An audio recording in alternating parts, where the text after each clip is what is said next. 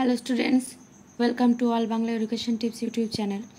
আজকে আমাদের আলোচ্য বিষয় class 4 Ray and Martin question bank থেকে বাংলার 3 নম্বর যে স্কুলটি তার প্রশ্নোত্তর নিয়ে। চলো শুরু করি। দেখো, প্রথমেই প্রশ্ন রয়েছে, আমি সাগর পাড়ি দেব কবিতাংশটি কোন কবির কোন কবিতা থেকে নেওয়া হয়েছে।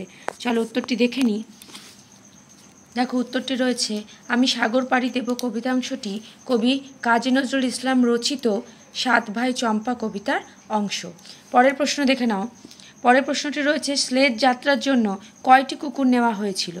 উত্তরটি হবে, স্লেজ যাত্রার জন্য 19টা কুকুর নেওয়া হয়েছিল।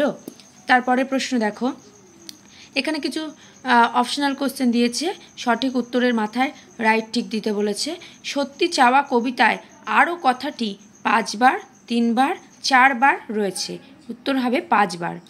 একটি ধানের শীষের ওপরে 2টি, 3টি, 1টি শিশির বিন্দু। সঠিক উত্তর 1টি শিশির বিন্দু। গয়ের প্রশ্ন দেখো, আলো নাটকে আমরা শম্ভুর রাগের, ভয়ের, সাহসের পরিচয় পাই। সঠিক উত্তর সাহসের পরিচয় পাই। ঘয়ের প্রশ্ন, আমরা কালক্ষেপ না করে 1, 1.5, 1.5, 2, 1.5, 3 কুড়ি কই সেই উল্টানো ছাতার মধ্যে ভরে ফেললাম। সঠিক উত্তর হবে 1.5, 2। পরের প্রশ্ন দেখো, 3 নম্বর প্রশ্নে বলেছে বন্ধনী থেকে শব্দ বেছে নিয়ে শূন্যস্থান পূরণ করো। এখানে কিছু অপশন দেওয়া আছে, ন্যাড়া, মা, রক্ষাকর্তা, মধু, ডায়রিও। এই অপশনগুলো দিয়ে সঠিক উত্তরগুলো আমাদেরকে ঠিকঠাক করে শূন্যস্থানে বসিয়ে শূন্যস্থান পূরণ করতে হবে। দেখে নাও, প্রথম প্রশ্ন রয়েছে, তুমি যদি সত্যি আমাজনের ড্যাশ হও, তুমি আমাকে আমার মা বাবা আর স্কুলের বন্ধুদের কাছে ফিরে যাওয়ার উপায় করে দিও। উত্তরটি হবে রক্ষাকর্তা। আমি হব রাজার কুমার, ড্যাশ হবে রাজরানী। সঠিক উত্তর মা হবে রাজরানী। গয়ের প্রশ্ন দেখো, ক্যাপ্টেন স্কটকে যারা খুঁজতে গিয়েছিলেন তারা তার মৃতদেহের সঙ্গে তার ডায়েরিটিও পান। দেয়ালের গায়ে টুকটুক করছে মৌচাক, পাথর বেয়ে ড্যাশ গড়াচ্ছে। উত্তরটি হবে মধু গড়াচ্ছে। উমার প্রশ্ন, তার নাকে নোলক কিন্তু মাথাটি ন্যাড়া। তাহলে শূন্যস্থান পূরণগুলো দেখে নিয়েছো। এই যে শব্দগুলো দেওয়া রয়েছে, শব্দগুলো দিয়ে শূন্যস্থান পূরণগুলো করা হয়েছে। 4 নম্বর প্রশ্ন দেখো, ফ্যানসা ভাত কি। ফ্যানসা ভাত কি, এখানে উত্তরটি দেখে নাও। ফ্যান সমেত ভাতকে বলা হয় ফ্যানসা ভাত। পরের প্রশ্ন, আমার মার বাপের বাড়ি গল্পে হোসেন মামা কি কি উপহার এনেছিল। আমার মার বাপের বাড়ি গল্পে হোসেন মামা 1 কাঁদি পাকা কলা ও 2টো কাঁঠাল উপহার এনেছিল। পরের প্রশ্ন দেখো, এখানে বাক্য রচনা করতে বলা হয়েছে, জঙ্গল দিয়ে বাক্য রচনা। আমি লিখেছি, আমাজনের জঙ্গলে অনেক পশু পাখি দেখা যায়। তোমরা চাইলে এখানে নিজেদের ইচ্ছা মতন জঙ্গল দিয়ে বাক্য রচনাও লিখতে পারো।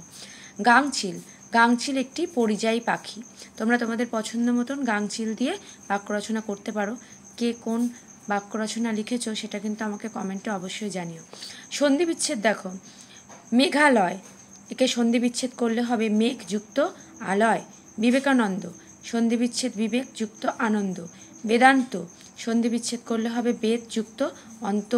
অতীত, সন্ধি বিচ্ছেদ অতি যুক্ত ইত। দামোদর, সন্ধি বিচ্ছেদ দাম যুক্ত উদর। পরের প্রশ্ন 7 নম্বরে দেখো রয়েছে, লিঙ্গ পরিবর্তন করো। লেখক, লেখিকা, চাচা, চাচি। বিপরীত শব্দ দেখো, প্রথমে রয়েছে গ্রাম। গ্রামের বিপরীত শব্দ আমরা সবাই জানি শহর। পরাজয় বিপরীত শব্দ হবে জয়। এবার নিচে কিছু বর্ণ দেওয়া আছে, সেগুলি কোনটি অল্পপ্রাণ, কোনটি মহাপ্রাণ, কোনটি অঘোষ এবং কোনটি ঘোষ বর্ণ আমাদের এখানে উল্লেখ করতে বলা হয়েছে। প দেখে নাও, প হচ্ছে অল্পপ্রাণ বর্ণ এবং অঘোষ বর্ণ। দ অল্পপ্রাণ এবং ঘোষ বর্ণ।